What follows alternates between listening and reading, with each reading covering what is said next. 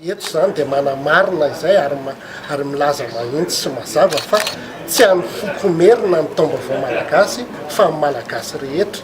Manamarina izany dia ny malagasy rehetra hatrany amin'ny faritra avaratra atsimo andrefana araka ny hitantsika teo dia mankalaza ny taom-baovao malagasy avokoa amin'ny faha-roapolo volana martsa ho avy izao satria fomba tokana azo iraisan'ny malagasy rehetra ny taom-baovao malagasy.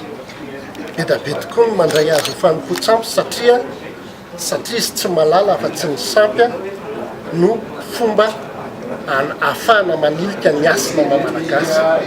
Izany hoe ireo mpanilika ny asina maha-malagasy, ireo mpanilika ny fidiovan'ny malagasy no manosom-potaka ny taom-baovao malagasy ho fanompoan-tsampy.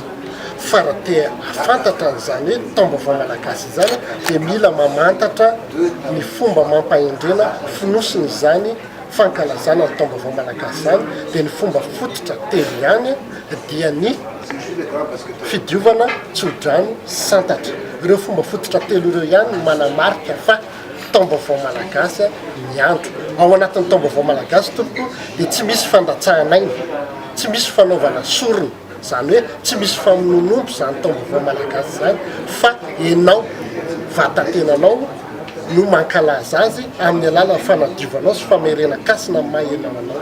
Izay natao taom-baovao malagasy. Raha omitentsika hoe vavaka, io teny hoe vavaka io dia teny malagasy madio ranoray, tsy nentina avy any ivelany, tsy niaraka tamin'ny baiboly ny teny hoe vavaka fa nalaina tamin'ny fomba mampahendrena malagasy.